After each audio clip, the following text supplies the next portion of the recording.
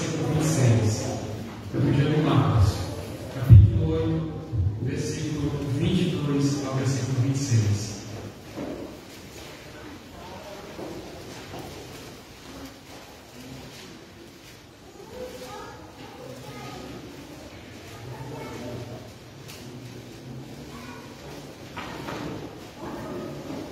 Evangelho de Marcos, capítulo 8, versículo 22 ao 26. E a palavra do Senhor diz assim: Então chegaram a Betsaida e lhe trouxeram o cego, rogando-lhe que o tocasse. Jesus, tomando o cego pela mão, levou-o para fora da aldeia e, aplicando-lhe saliva aos olhos e impondo-lhe as mãos, perguntou-lhe: Vês alguma coisa? E este, recobrando a vista, respondeu: Vejo os homens, porque como árvores os vejo andando. Então novamente lhe pôs as mãos nos olhos, e ele, passando a ver claramente, ficou restabelecido, e tudo distinguia de modo perfeito. E mandou Jesus ir embora para casa, recomendando-lhe: não entre na aldeia. Vamos orar mais uma vez. Senhor Deus, tenha misericórdia de nós, ó Deus, do teu povo, a tua igreja que aqui está. E Espírito Santo de Deus, vem graciosamente, Senhor, vem junto a nós, ó Deus, nos ensina a sua palavra, a sua vontade. Te pedimos, meu Deus, com muita humildade, Senhor, e sabendo que é contigo que está, Senhor, as palavras de vida eterna. Por isso, Senhor, te rogamos, aplica ao nosso coração a sua palavra e a sua vontade, nos revela nesse momento, em nome de Jesus. Amém. Irmãos, a gente quando lê a palavra de Deus de uma forma assim corrida, você não percebe, mas você não percebe os detalhes. E a gente julga por vezes que os textos eles estão desconexos. Eles estão colocados ali ou foram organizados de uma forma somente a relatar o que Jesus vivenciou. Mas engano nosso, irmãos. Quando você observa aqui, dentro de um contexto bem imediato, você observa que o texto de Marcos ele organizou de uma forma muito sábia. Tudo começa aqui no versículo 8, no capítulo 8, no versículo 17, quando o povo aqui está perguntando, na verdade está próximo de ver uma multiplicação de pães, eles estão questionando, eles não compreenderam ainda o poder de Jesus. E Jesus fala para eles, perguntando duas vezes, em duas ocasiões, 17 e no 21, no capítulo 8, ele pergunta: vocês ainda não compreenderam? No versículo, então, 22 a 26, ele lança, então, essa narrativa. Eu estou falando da estrutura que Marcos está nos apresentando. Ele lança para a gente, então, essa narrativa, como ele curou esse cego. No capítulo 8, 31 a 33, você observa, no 27 até o 30, você observa, então, uma pergunta de Jesus depois dessa cura desse homem cego. E Jesus pergunta para eles: quem que o povo está dizendo aí afora que eu sou? Quando do alto, então, a Pedro é comunicado pelo próprio Deus: olha, este é o Cristo. Quando no versículo 30, Jesus adverte: olha, não diga para ninguém ainda quem eu sou. No versículo 31 a 33, do capítulo 8, Jesus então faz um prenúncio: eu estou indo para determinado lugar, lá eu vou me render, vou morrer, mas ao terceiro dia eu vou ressurgir. No capítulo 8, 34 até o versículo 1 do capítulo 9, então, há um convite para esses seus discípulos: venham, me acompanhem, mas cada um de vocês pegue a sua cruz e me sigam para onde eu estou indo. No capítulo 9, 2 a 8, veja que ele já anunciou a sua morte, a sua ressurreição. Mas ele anuncia a Pedro, a Tiago e a João. Ele faz aqui um tipo de um reflexo, irmão, um pequeno lampejo do que vai acontecer quando ele voltar. Ele traz aqui então para Pedro, Tiago e João a presença deles, o espírito de Elias e de Moisés, dizendo para eles: olha, quando eu voltar, eu tenho poder agora, mas eu terei poder para restaurar todas as coisas. Aqueles que morreram mantendo a sua fé em mim, eles ressurgiram. Lembra de João capítulo 11, versículo 23 e 24? Ele diz assim: eu sou a ressurreição e a vida, ainda que estejam mortos, viverão. Crê nisso? Então veja, irmãos, tudo parte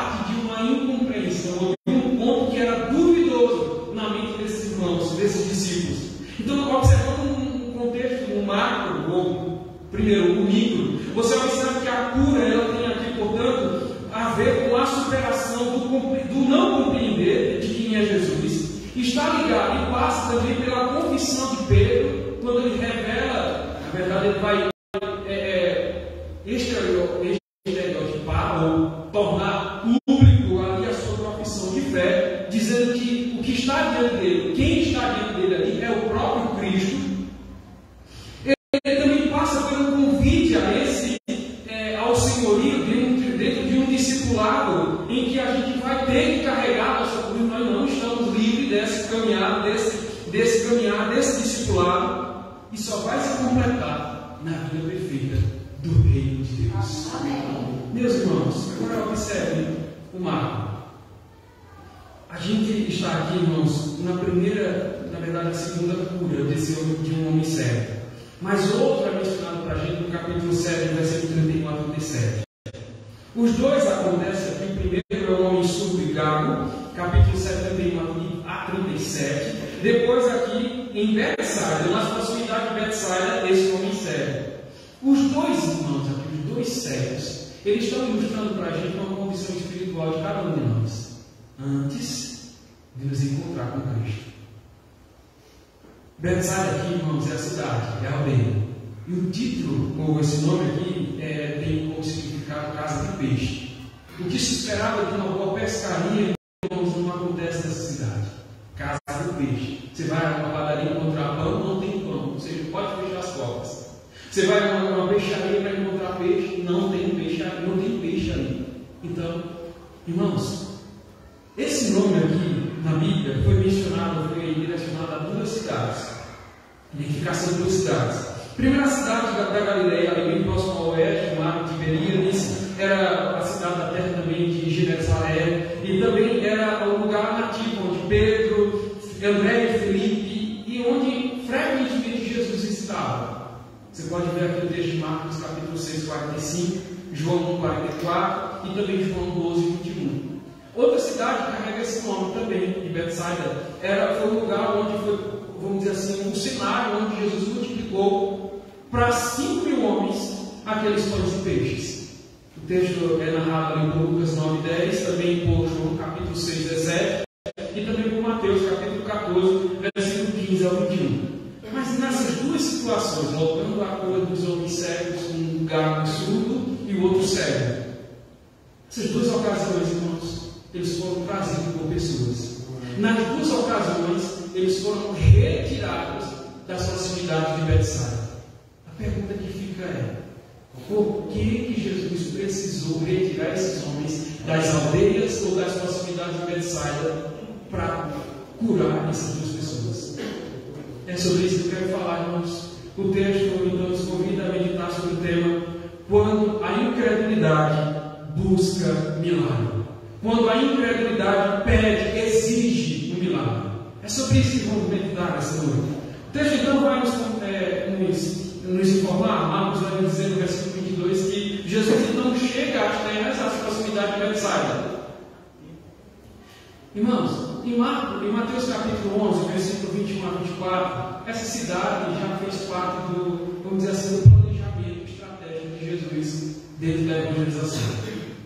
Essa cidade já fez parte, já estava lá incluso, porque a gente sabe que Jesus teve um ministério itinerante. Ele passava em cidades, aldeias, em casas. Essa cidade estava dentro do planejamento de Jesus. Mas essa cidade, abre lá a sua Bíblia em Mateus capítulo 11, 21 a 24, você vai ver que essa cidade vai ser comparada, vai ser agrupada a Tiro e a Sidom e também a Sodoma. Betsaida, as 4 cidades aqui. Jesus vai dizer assim: olha, se em Tiro e em Sidom, se em Gomorra tivessem sido operados os milagres que vocês viram, presenciaram, foram operados aqui na cidade de vocês, eles teriam se convertido. E Jesus então é o mensageiro, é o profeta, é o operador de milagre. E o texto vai nos dizer, irmãos, que Jesus então vai proferir um julgamento para essa cidade. Vocês, se Se tivesse sido operado em Sidom, em Tiro, em Tiro, em Sidom, em Sodoma, os milagres foram operados em vocês, eles se converteriam. Vocês não se converteram. Irmãos, tem coisa no Evangelho que chama a atenção de Jesus e também, nossa, porque a linguagem da Bíblia é uma linguagem humana, é para a gente entender. Duas coisas que o ministério eterno de Cristo levou então a se admirar. Primeiro, em Marcos capítulo 6, versículos 5 e 6, Jesus está na sua terra natal. Os moradores ali estão vendo, ensinando e ficaram maravilhados, porém desprezaram. No versículo 5 e 6, então Jesus profere essas palavras, que na verdade o evangelista Marcos vai dizer assim: não pôde operar muitos milagres naquela terra, porque a não ser alguns poucos doentes que foram curados, e impôs as mãos sobre alguns outros poucos. E o detalhe é, ele se admirou da incredulidade dessas pessoas. Outra coisa que chamou a atenção de Jesus, que levou a se admirar, é o texto de Lucas capítulo 7, quando um centurião, um gentio, que era um homem de autoridade, diz assim: Jesus, olha, eu sou um homem de autoridade. Eu digo ao homem vai, ele vai. Eu digo ao homem vem, ele vem. Eu digo ao homem faça isso, ele faz. Senhor, eu reconheço que isso não é um homem de autoridade. Me despede, Senhor, para casa, onde está o meu servo doente, com uma só palavra, e ele vai se ver curado. Jesus se volta para a multidão e diz: em Israel eu não encontrei fé como este homem. Irmãos, o que a gente aprende aqui, irmãos? Os evangelhos aqui nos revelam que Jesus nunca ficou admirado com arte, nunca ficou admirado com arquitetura. Lá em Mateus capítulo 24, você observa que ele está próximo ao templo de Herodes, quando os discípulos sim ficaram maravilhados e admirados com a estrutura do templo de Herodes. Mas Jesus diz: não ficará pedra sobre pedra, que não seja nenhuma delas, e todas elas serão derribadas ali no ano 70. Ele não ficou admirado, meus irmãos, com sabedoria ou engenhosidade humana. Ele não ficou admirado também com a piedade de nenhum religioso do povo judeu. Ele não ficou admirado também com o domínio do povo do Império Romano. Mas uma coisa ele se admirou: da incredulidade e da fé. Da incredulidade quando se esperava fé, da fé quando se esperava incredulidade. Veja que inversão, meus irmãos. Isso você vê. Sabe por quê, irmãos? Incredulidade é o pecado de não acreditar na pessoa, no poder, na palavra de Deus, quando a gente está farto de tantas evidências, irmãos, para crer. A incredulidade se manifesta não por falta de evidências, mas pela decisão de negligenciar ou distorcer qualquer evidência. E ele está nesse ambiente novamente. Ele está no território de Betsaida, lugar da incredulidade. Irmãos, o texto do Evangelho de Marcos não perde tempo. Ele diz logo: olha, Jesus chega à terra de Betsaida e diz logo que já trouxeram logo um homem cego, e esse homem estava no meio da incredulidade.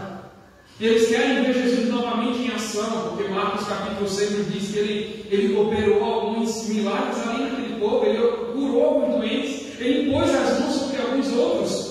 Mas esse povo então ficou sabendo que Jesus estava passando ali pelas aldeias e trazem logo um homem cego. Eles querem ver o curandeiro em ação. Eles querem pedir, eles querem exigir, eles pedem sinais. Lembram de Mateus capítulo 11, 21 a 27? Quando eles exigiam sinais. Essa geração incrédula exige sinal, pede sinal. Marcos não nos identifica, irmãos, quem são esses homens. Quem é esse cego? A gente não tem nome de ninguém aqui. A gente não sabe também como é que essas pessoas identificam Jesus. Possivelmente, irmãos, como mais um curandeiro. Mas uma coisa, irmão, me chama a atenção nesse texto a respeito dessas pessoas. Essas pessoas são solidárias, essas pessoas são prestativas, essas pessoas são amigáveis, essas pessoas são de boas obras. Cheguei no ponto. De boas obras. Talvez, irmãos, a gente pense nos primeiros contatos que essas pessoas tiveram com Jesus. Não foi um contato bom. Pelo fato de Jesus proferir juízo para aquelas pessoas. João capítulo 8 no versículo 22 e diante, vai dizer: olha, se eu faço juízo de mim mesmo, o meu juízo é verdadeiro. Então, o juízo que ele profere ali é um juízo verdadeiro, irmãos. A incredulidade, Jesus conhecia, irmãos, ele sabia do coração dessas pessoas. Quando cria, ele sabia verdadeiramente. E quando eram incrédulos, coração de pedra, ele sabia também. Nada foge dos olhos vivos do Senhor. Nada. E aqui nós vemos, irmãos, que eles parecem que querem dar um novo jeitinho. Eles querem melhorar aquele contato que eles tiveram, que não foi nada bom com Jesus. Eles querem mudar a situação deles com Deus.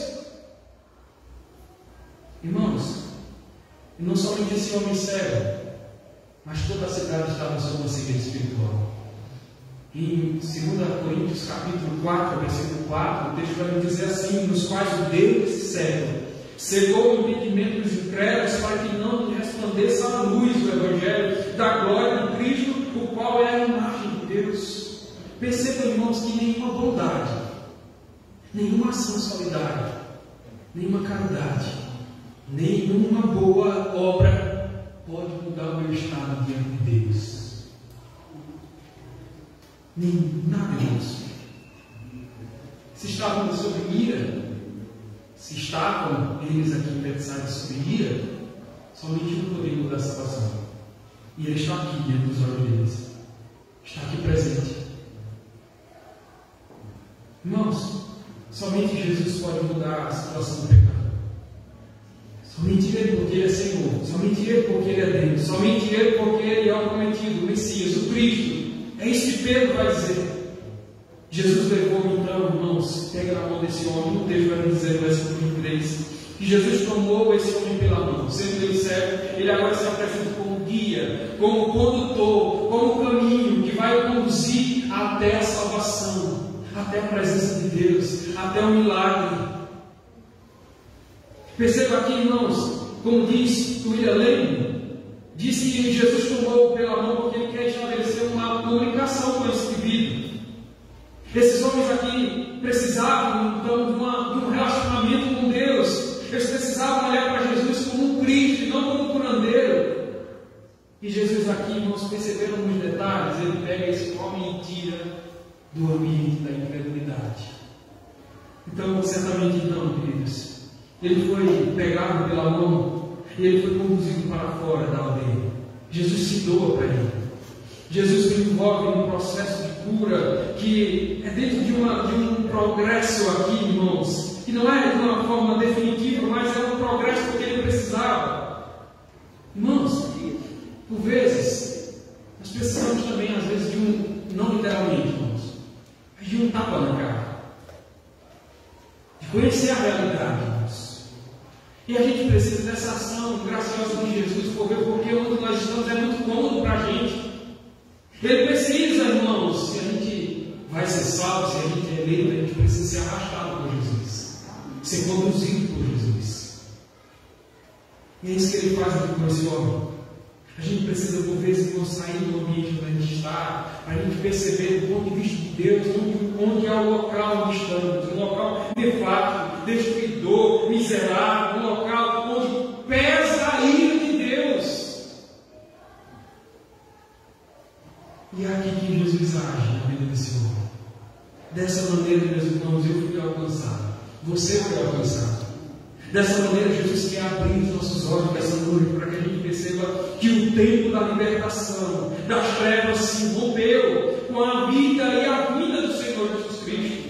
Ele colocou sinais concretos para a gente, naquela cruz e abriu os braços para cada um de nós, meus irmãos. E ele disse: nossa salvação, nossa redenção está no Filho de Deus. Aleluia. Irmãos, o texto vai dizer no versículo 23, ele começa o processo. Ele diz então que ele pega a saliva e aplica nos olhos desse homem. E ele pergunta a primeira vez: você vê alguma coisa? Não, Jesus, o que ele começa a fazer, ele termina. Refere em Filipenses capítulo 6, ele diz assim: estou plenamente certo que aquele que começou a boa obra em vós há de completá-la até o dia de Cristo Jesus. Agora perceba, irmãos, o progresso dessa cura. Todas as outras curas que você vê nos Evangelhos foi uma definitiva, foi completa, imediata, foi perfeita. Mas somente essa aqui você percebe em dois momentos. Primeiro, a saliva nos olhos. E depois, novamente, um novo toque.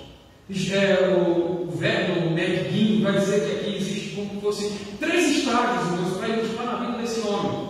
Primeiro, a cegueira. Quando todos nós estávamos cegos e precisávamos ver a luz de Cristo para iluminar o nosso caminho. Segundo, aqui é a visão parcial, quando ilustra para a gente uma condição do homem antes da glorificação. É uma visão, vamos dizer assim, parcial. É aquilo que Paulo vai descrever em 1 Coríntios capítulo 13, versículo 12, quando ele diz: agora eu vejo obscuramente, como em espelho, mas um dia eu haverei de ver como ele é. Glória a Deus.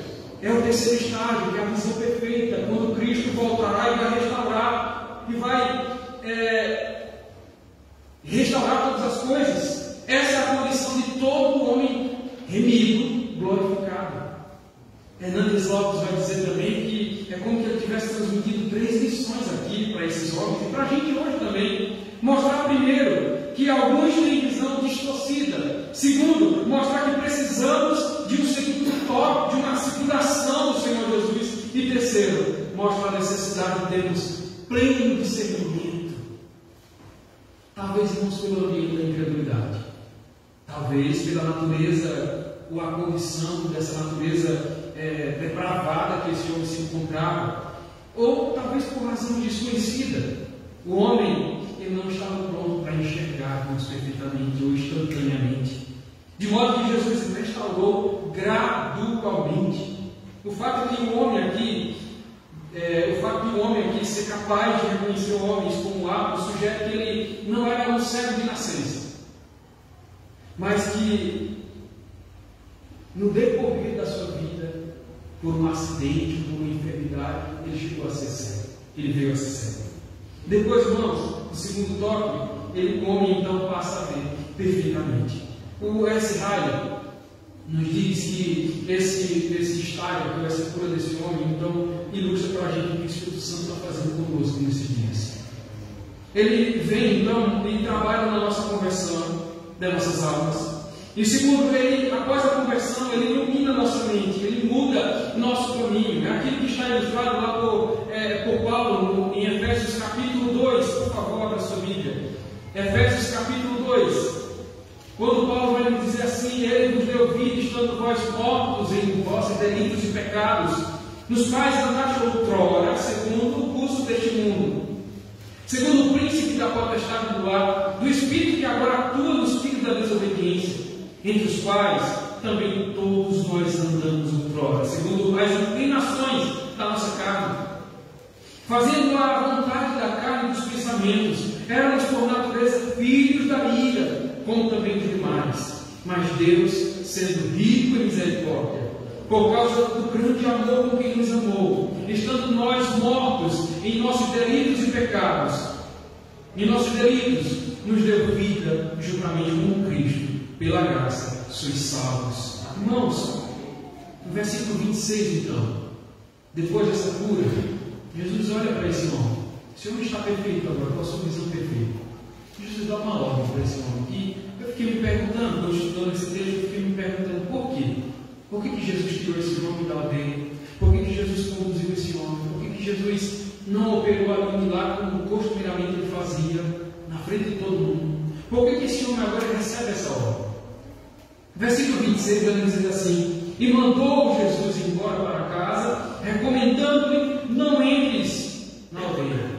Irmãos, aquele homem não tinha residência em Betsaida.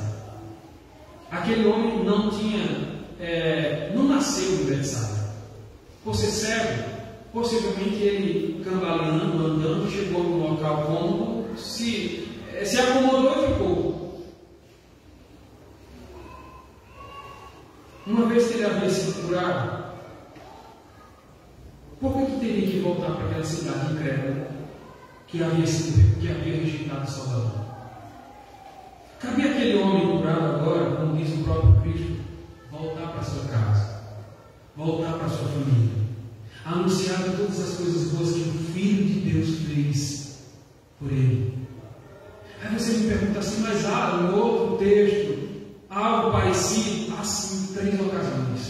Em Marcos capítulo 2, versículo 11, Jesus, depois que curou um paralítico, diz: volta para sua casa.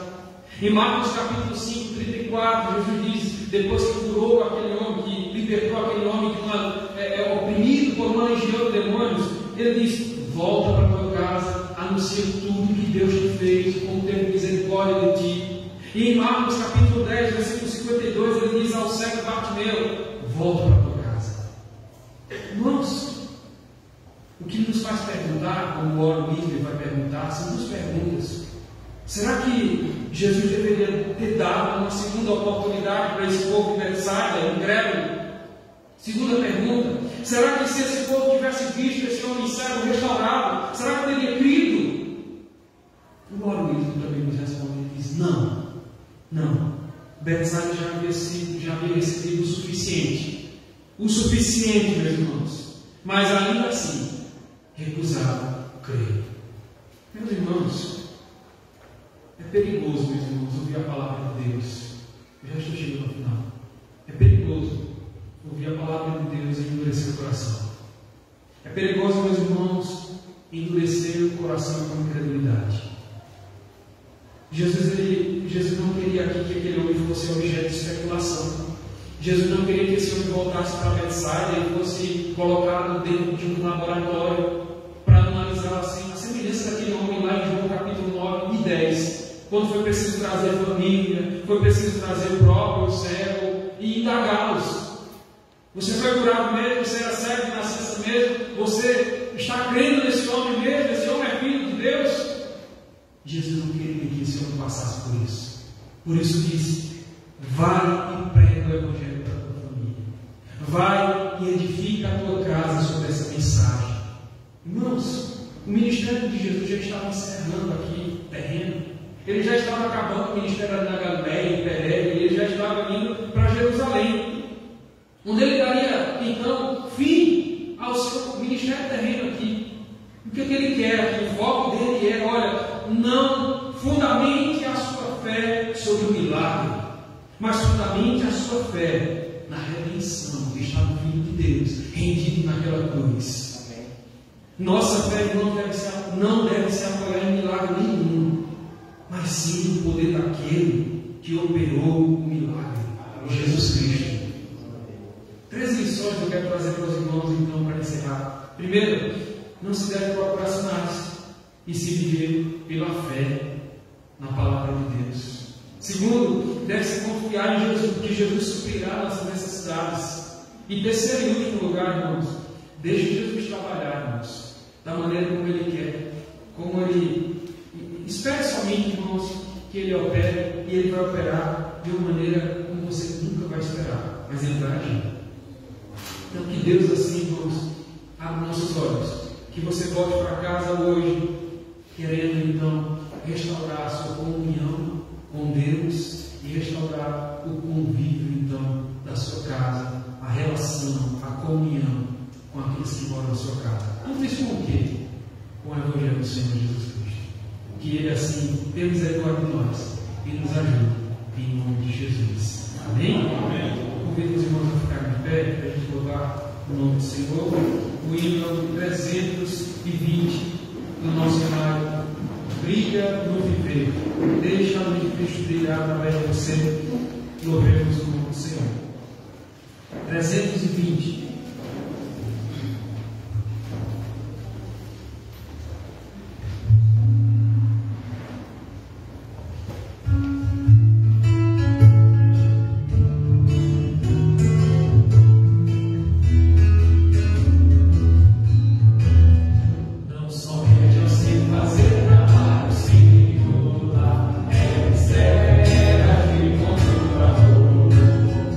Mas as coisas mais bonitas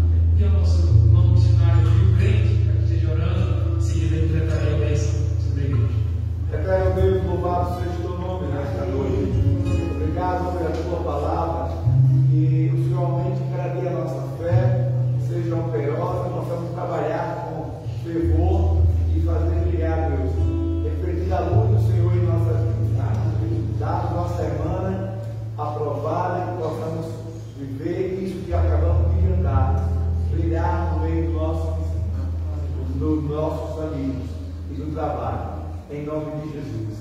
Amém. Amém. Que a graça do Senhor Jesus Cristo, o amor de Deus, nosso eterno Pai, a comunhão e consolação do Divino Espírito Santo, repouso sobre os irmãos aqui presentes e sobre todo o povo de Deus espalhado sobre a face da terra, hoje e para todo sempre. Amém.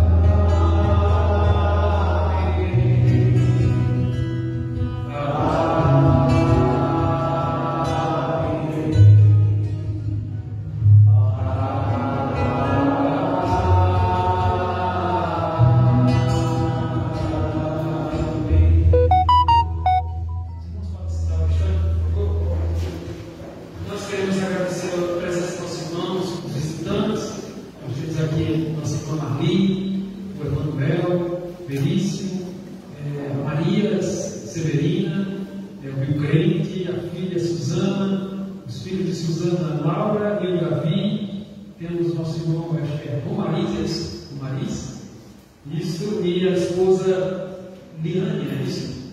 Temos também nosso irmão, acho que Jessé, e a esposa Ana, é isso? Aceitei? Como a igreja diz? Sejam bem-vindos em nome de Jesus. Deus abençoe a todos, então os horários de tudo, quando quiserem mais uma vez nos fazer uma visita. Terça-feira, momento de oração, quando o coletivo nos informa qual vai ser o departamento infantil para nos conduzir, vai conduzir então o momento de oração na próxima terça-feira, quinta-feira, momento de doutrina, domingo pela manhã, escola dominical às 9h30 e à noite, novamente, às 18 horas. Todos são convidados a cultuar o nosso Senhor novamente. E nós temos um outro convite, né? Inscrições até o dia 12, pagamento também até o dia 12 de fevereiro, acampamento que vai acontecer aí na chácara do 15. Então, você que não fez a sua inscrição, ainda não reservou sua vaga, nós temos número, gente. Então, você precisa correr então, para reservar sua vaga, tá bom? Então, aqui as informações, alguns fotos também. Os valores, irmão, passa por último, por favor. Os valores, olha, para adulto, R$100 são do dia 18 ao dia 21, né, do sábado até a terça-feira, tarde da terça-feira. Nós temos para adultos R$100, criança até 7 anos não paga, criança de 8 aos 12 anos, R$50, e criança a partir de 13 anos já paga integral. Nós temos também a possibilidade de você passar o dia, né, e fazer alguma refeição avulsa. O local, né, R$10 e a refeição avulsa R$10 também. Então, se você não pode acampar com a gente, mas pode passar um dia conosco, então se programe do dia 18 até o dia 21, qualquer dia desse, vocês podem então fazer parte do seu acampamento e participar dessas atividades, tá bom? Então, as inscrições é com a nossa irmã, minha esposa Rafaela, que está aqui, está lá no departamento infantil. Então, podem procurar a Rafaela e fazer então, reservar sua vaga também para esse acampamento, tá bom? Mas não, eu vou até a porta com o presidente André para saudar os irmãos e conduzir também o nosso cafezinho para o lado. Não deixe de tomar o nosso cafezinho. Tem cantina também na sala, sabe isso não? Cantina na sala, tá bom?